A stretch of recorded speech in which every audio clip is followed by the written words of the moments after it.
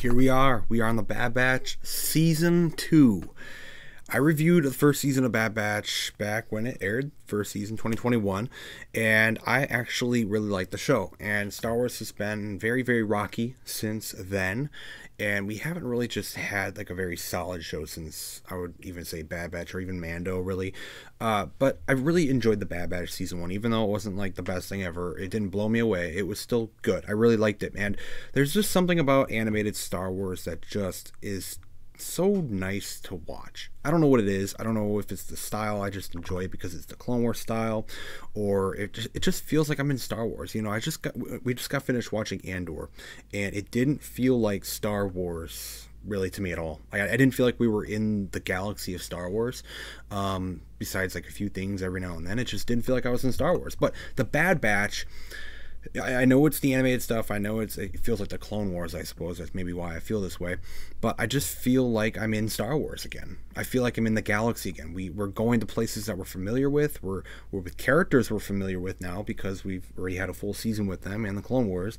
And we're seeing the Empire and the clones and stuff again. It's just, I feel like I'm back. I feel like we're finally back in Star Wars, even though it's not like an insane episode. It is just a very decent episode of the Bad Batch, pretty basic episode. So we got the first 2 episodes of the season 2 premiere, so it was good they aired these together because it's literally just basically one big episode. I don't even know why they split it up, to be completely honest.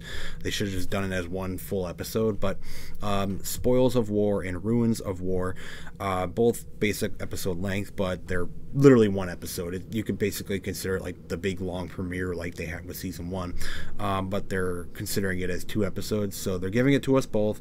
And it's a pretty basic like mission for the Bad Batch in this episode. They're still with Sid, and I don't know why we're still doing things for Sid. Hopefully that ends soon, because I think the show really needs to move beyond doing little side missions for this random lizard lady. I really don't want to see much more of her, honestly, and hopefully this gets resolved soon. But we're starting off the whole thing with the Count Dooku palace thing. We saw that in the trailer, and that was actually something I was really interested to see. And we're starting out with the Bad Batch basically going to, you know, steal some of the wealth and, you know, treasures that Count Dooku had piled away over the years, because he's dead now and the Empire is literally scavenging everything and taking it away in ships. So they're going to go and steal a little bit of it from the Empire that's taking it away. So they're stealing from the people stealing from Dooku who stole it. Whatever. They're trying to get some of the wealth so they can basically not do stuff for Sid anymore, I guess. And that's basically the mission. Like, that's literally the mission. The mission is just to infiltrate and steal some of the credits. Basically the type of stuff we saw with like Andor, even, where we're pretty basic mission, but it can bring some fun, some fun action within the episode. So I also want to mention that the Bad Batch, man, it just looks incredible. This animation, it is just top-notch stuff. It is beautiful. Ever since the Clone Wars came back with season 7, season 7, season 1 of the Bad Batch, Tales of the Jedi, and now season 2 of the Bad Batch just looks fantastic. Rebels, Star Wars Rebels was another whole animation style in general. I don't mind it. I think Star Wars Rebels looked fine. It's definitely not the worst thing ever, but you cannot even compare like what they did with Star Wars Rebels and now what they're doing with the Disney shows, the Disney animated shows. And I know it's Disney Star Wars, but I think it looks amazing, man. I think this stuff looks great.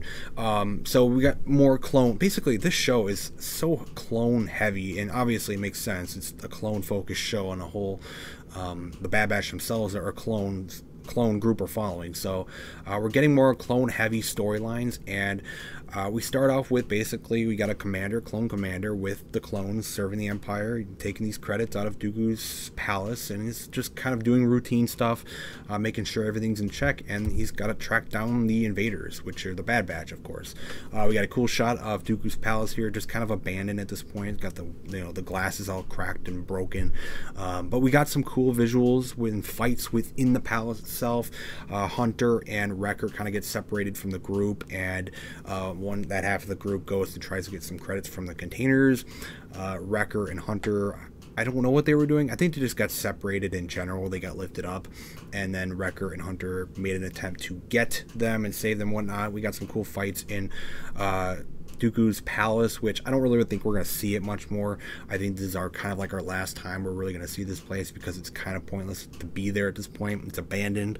But it is cool to see it one last time, because this is such an important part to whenever we got to see Dooku a lot in the Clone Wars. So really cool to see it. I really love it. But we got to see some stuff with Count Dooku and how he ran the people, I suppose, how he kind of ruled over the people where his palace was on, and how he just basically stole from all the people. We got to see that the whole entire city or whatever was like blown up and bombarded by the Empire once the Empire took over.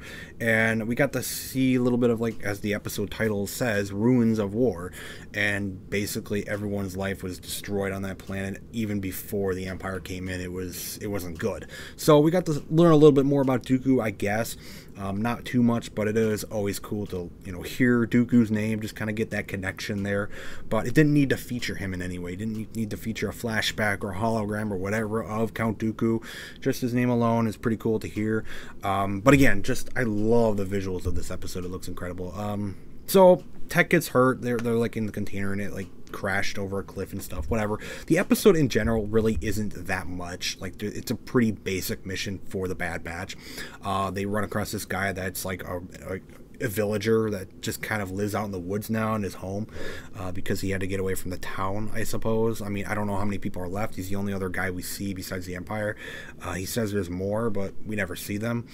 But we got to see some really cool clone stuff. And again, the clone stuff is probably the most intriguing stuff of this episode. And I'm never good with names. I'm never good with names right off the bat, so I don't remember this clone commander's name. I apologize in the moment. I don't remember his name, but we get to follow this clone commander with his squad, basically trying to find the Bad Batch, because they're the ones that are trying to steal the credits from them. We also got to see some cool stuff between Echo and Omega, actually, because Echo is kind of just... he's always the grumpy one of the group, and he's just kind of making little remarks to Hunter at the beginning of the episode, how Omega is kind of getting them into trouble in situations and whatnot, and Omega's trying to help them out, and she ends up making some decisions in the episode that, you know, she's trying to, you know, make good on that, because she feels like she did wrong because of what Echo said. And it was just kind of like a cool character moment between those two, I suppose. Not a whole lot, but it was nice to see a little bit of development there. And yeah, so the big part of the episode is literally the last minute, really. And Admiral Rampart, who was a big antagonist of Season 1, who is our new Imperial villain, which I actually think is pretty cool. He is on the planet now, and he is talking to the commander. And the commander basically says, look, we have identified these clones as Clone Force 99. Like, they're here. I identified 2 of them, which was Wrecker and Hunter. And Rampart's like, no, you didn't. No, you didn't. You didn't find Clone Force 99. That's impossible. They were destroyed on Kamino. And then the commander's like, I'm not going to falsify a wrong report. I saw the Bad Batch. And Rampart is very, very clear about what he intends on saying to the Empire. This is their final report of the situation. He doesn't want the Bad Batch to be mentioned, because the Bad Batch was supposed to be destroyed in Kamino, and he doesn't want that to go back on Rampart. Rampart doesn't want that to go back on him, that he failed, and he failed to, you know, basically eradicate the Clone Force 99. So because of that, Rampart, no hesitation, wipes out and shoots the clone commander over the cliff and gets rid of him.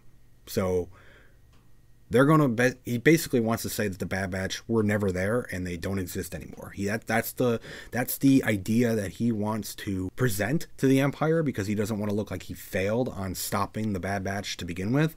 So now this is like a big secret that Rampart is hiding from the Empire and the higher ups like Tarkin and them.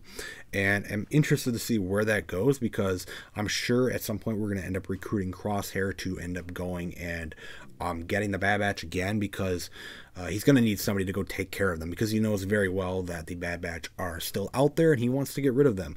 So he's kind of our Bad Batch villain, and I think it's fine. I think he's really cool, and there's a lot more they can do with Rampart. I think having new characters like this is always kind of a good thing. It's kind of nice to see instead of like the same 3 characters in the Empire.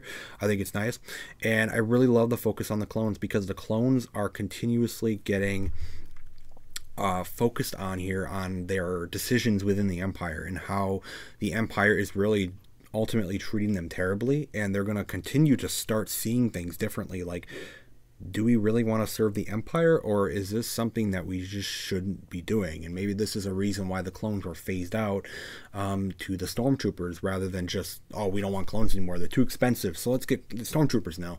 It doesn't really make sense if you think about it. Like, why would you stop making clones when they're so great? You know what I mean? Maybe this is a reason. Maybe the clones legitimately start to rise up and they don't want to actually serve the Empire anymore, or at least enough of them, and they see it as a problem. And maybe this is the solution. The stormtroopers are the solution.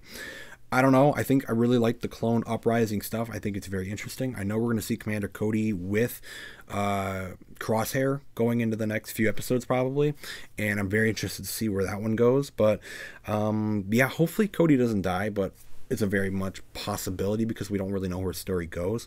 But we are going to see Cody at some point, and we're going to get really deep into this clone situation. So I really like the Bad Batch. I think it's a very solid show. I think the Star Wars animated shows relatively are very solid, and this is the first show I've really been excited to get back into with Star Wars, Disney Star Wars, for a while now. You know, I haven't liked a lot of the live action stuff we've been getting now the past like year or two. You know, it just hasn't really hit that well since Mandalorian season 2.